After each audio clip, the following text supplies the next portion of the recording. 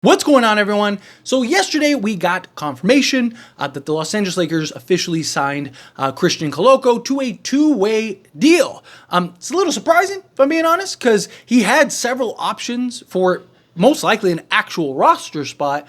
Chose to go the two-way route with the Lakers, which for the Lakers, that's huge. For the Lakers, glad they were able to bring him in. Talking about a real shot blocking, rebounding, floor running center that obviously was just missed a year and a half. So it's going to take a little time for him to kind of get back into the swing of things. So a two-way is ideal because you can kind of pick and choose the games that he plays, right? You can kind of manage the workload that he has rather than like him being this big piece, needing to start and do all that stuff, right? Kind of just pick and choose when to play him up to 52 games, right?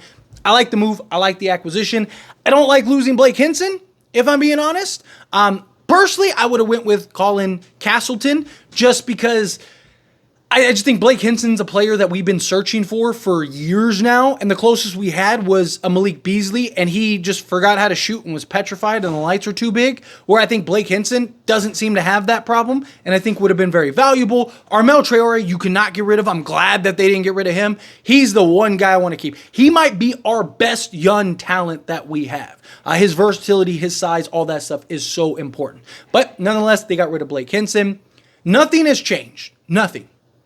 Lakers still need to go trade for a center. Even if the Lakers were to bring in Christian Koloko, let's say they pulled off the Jeremy Grant trade or something and brought in Christian Koloko, they still need to pull off a trade for a center. Nothing has changed. Christian Koloko, there are still a million questions. We don't even know if he can really play right now, right? Like, he got through his medical condition, which is wonderful. I love to see that, right? I love seeing people defy the odds. Usually that is career ending. And the fact that he's able to come back is a blessing in and of itself, right? And I want him to have success more than ever now because he's a Laker. I want him to have success regardless. But now that he's a Laker, let's go, because the better he is, the better the Lakers are. So I'm excited for this opportunity for him.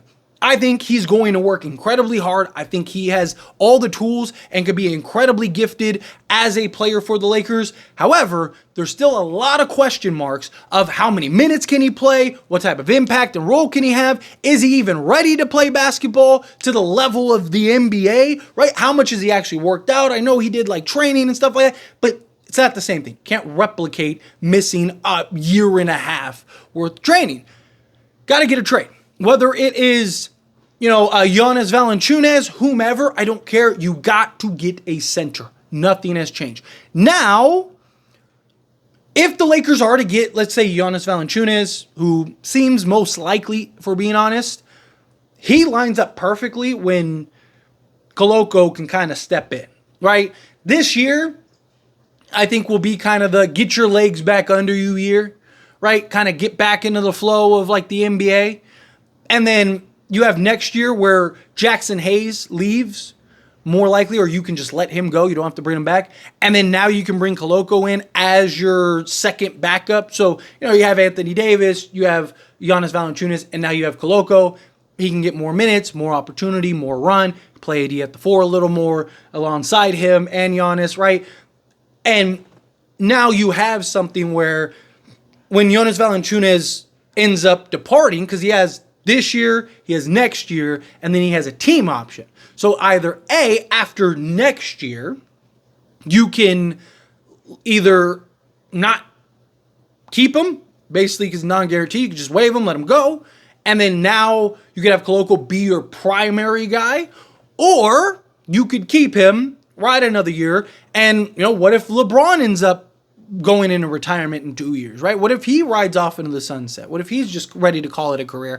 And now you're moving AD to the 4 full time. Now you really might need Koloko. And maybe now he can kind of step into that starting 5 role, have Giannis Valanciunas as your backup alongside Anthony Davis and, Austin Reeves and whoever else the Lakers end up having when LeBron finally calls it quits, right? So Valanciunas would give you not only that stability, but also the timeline, right? To where Valanciunas, he can depart, Koloko can kind of step in and kind of take on a bigger role. At that point, he'd be 26, 27, right? So now it's like, okay, well, if you're going to get him to be that guy, now's the time to be that guy.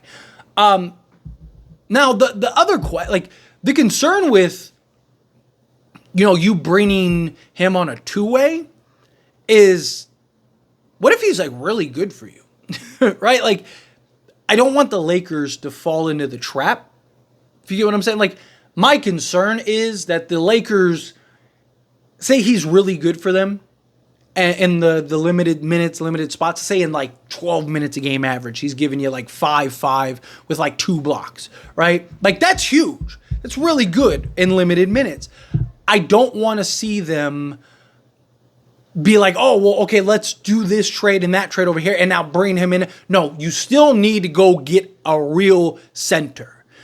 I don't care if it's Giannis Valanciunas. I don't care if it's Walker Kessler. You need somebody that's proven and has shown, like, hey, I can play now, right? Again, there's too many questions for Koloko. And not just that, but he doesn't have the weight behind him right now. Lakers need to work hard on getting weight on him. They need to get some size on him. Obviously, you don't want to put so much weight on him that it takes away from what he's good at, running the floor, right? His agility, him being able to stay and move his feet well. But you need to get some meat on him, right? I mean, he's Jackson Hayes skinny, if not skinnier, right? So ideally, kind of help him better fill out his man body, right? Take this year, giving him spot opportunities. The fact that you have 52 games that he can play kind of lines up with Christian Wood. Now you don't have to rush him back, right? Because Christian Wood, you're talking about a guy that is going to be reevaluated in 8 weeks. Doesn't mean he's coming back in 8 weeks. Just means he's going to be reevaluated in 8 weeks. He could miss 2-3 months of the season. So at least you have insurance with Koloko and a Colin Castleton. They can come in. They can play a role. Also, once you hit the trade deadline, that's 40 games in or whatever. So you kind of have him for that. So everything kind of lines up with Koloko.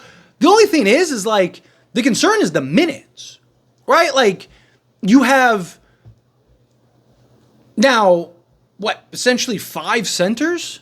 Because you have Anthony Davis, who, yes, he doesn't want to play center full time, but he's still going to play center. So you have him playing center full, 30 minutes a game, or let's say 20 minutes a game, right? Say he plays 35 minutes, plays 20 at the center position.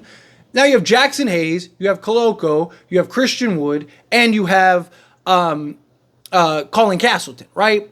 Now, let's say you don't play, let's say Castleton, you just leave him out for the year. Okay, well, you still have 4, right? Like, Christian Wood's going to be back eventually, right? So, like, how much opportunity are you really going to give Koloko? And are you going to play him over Hayes? If that's the case, then why bring him on a two-way, right? Like, I don't know. It's odd. We're going to have to wait and see how this plays out. We're going to have to wait and see how much real opportunity Koloko gets. He's definitely gambling on himself. He's definitely betting on himself because he could have went to team. There were teams that were interested in him that would have given him a actual roster spot, that he could have actually been on the roster and maybe actually gotten real minutes, right? So again, like a team like the Pelicans desperately needs anybody to play center, right? They may have even been like, hey, come on, like, let's see what you got, right? Like, sign him to a non-guaranteed or something. So this signals to me that he really wanted to be a Laker, right? I mean, he is clutch client, so, it makes sense that, he has that tie, he has that connection, he kind of has that in. Okay, like, I get that. That makes sense, but, I think regardless, again, nothing's changed. Nothing. Still got to go get a center. You still got to try to find trades to upgrade this roster. Koloko is on a two-way. So even if he is great, you can't really count on him. You still have to pull off a trade, right? Like, Koloko could come in and be a 20-20 guy with 10 blocks. He could average a triple-double, 20, and 10. Like, you still can't bring him on the roster, right? He only gets to play so many games, so you still have to make a move. But I still want that veteran center. I love that we brought in Koloko. It's a long-term move. It's not a now move.